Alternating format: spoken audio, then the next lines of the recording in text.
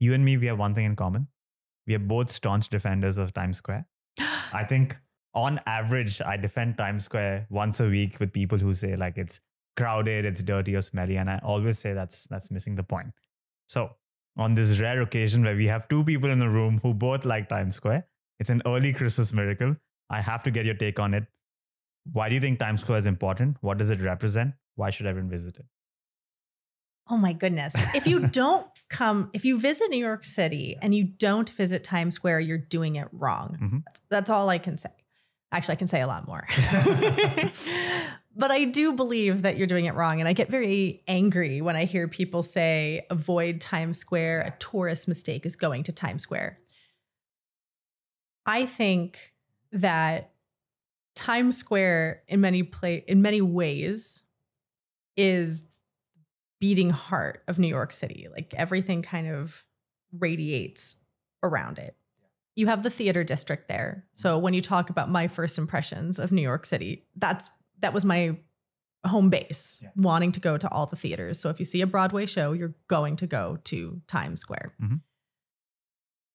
I love all of the some of these things are big tourist attractions, but I feel like when you're a tourist, you are actually a tourist. You're not going to live like a local. A local sits on their sofa, watches a lot of Netflix, and occasionally goes to a wonderful restaurant. But we're going about our everyday lives. When you're a tourist, you're engaging with the city in a different way, and you're trying to get 20 years of New York City experiences, sometimes in 24 hours. Yep.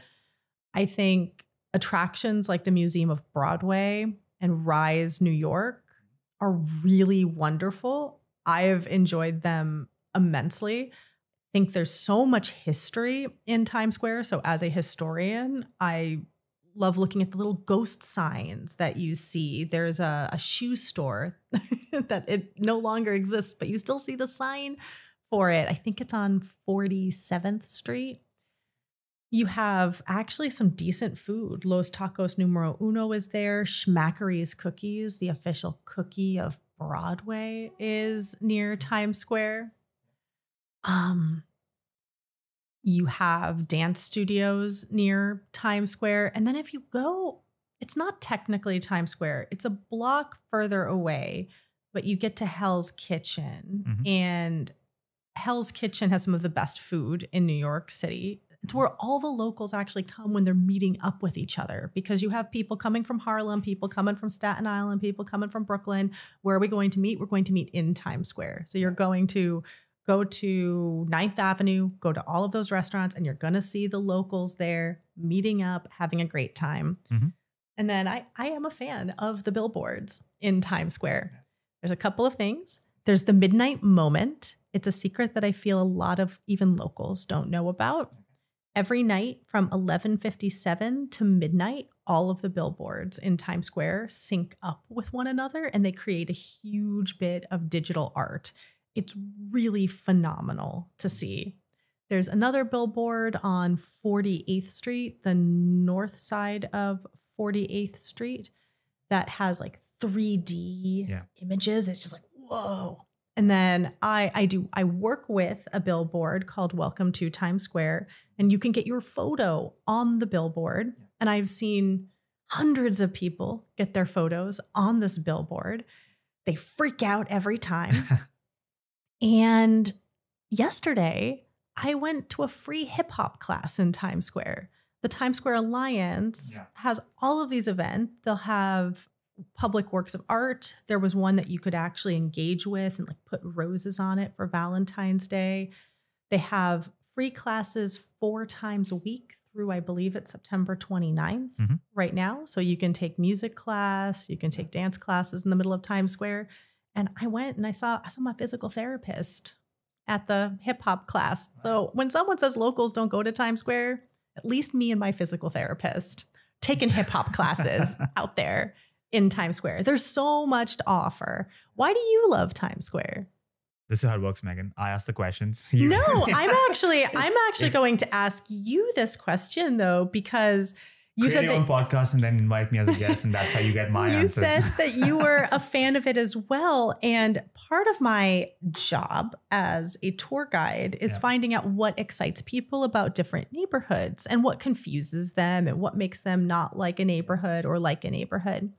I do think it would be a mistake to only do Times Square and to never leave. That was me when I first moved. Only do Times Square and go to my hotel. Only do Times Square and go to my hotel. Yeah. But I do think if you don't go to Times Square, that means you haven't seen a Broadway show. That means you haven't stood on the red steps. That means you haven't seen the ball drop, like the ball's up 365 days a year. There's billboard history there. Yeah. It's so much a part of New York City history. And if you don't go, if you don't stand at the crossroads of the world, you've missed out on a huge part of New York City. What a fantastic sales pitch for Times Square. I will give you this one wildcard question that you can ask me about why I like Times Square. And then after that, no more questions for you. Oh, no. Okay. But yeah, the reason I love Times Square is it's built on the premise, which you said, it's the crossroads of the world. And for me, Times Square is just like every place you visit, one thing you should be in tune with it is the purpose of it, right? Expecting Times Square to be clean and like not crowded is, I feel, missing the point. I would hate to be at a Times Square that's empty, right? Because if it's meant to be a crossroads of the world, if it's meant to be like a physical manifestation of the entire world's culture, not just New York, of course it's in New York, but New York is meant to be like the center of the world and people from all around the world come across. It's meant to be this mirror of all these different cultures and people that exist and everything that we achieved so far. And as a result, you're going to see people from all across the world, all types of languages, all types of performances. You see all these cartoon characters, everything that we accomplished in art, film, music.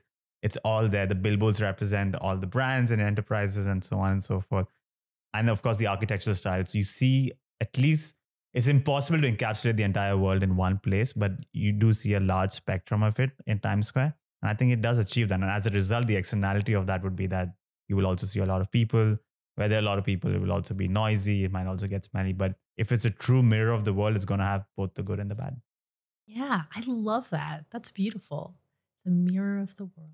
I'm going to sign it and I'm going to autograph it. And then maybe you can auction it. Who knows? Oh, and there's one other like little secret in Times Square that I feel a lot of people don't know about. There's an AMC movie theater on 42nd Street. It's an old vaudeville house. And when you walk in, the area where you would buy your ticket, if you look up, you can actually see where the proscenium arches would have been.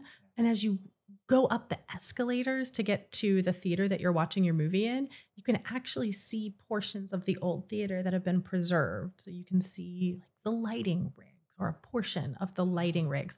Like there's history that you can find in Times Square if you know where to look for it. So if anyone sees a movie at AMC 25 movie theaters, look for that old theater. And that old theater is where Abbott and Costello did their Who's on First, What's on Second. I don't know, it's on third routine. Oh, wow.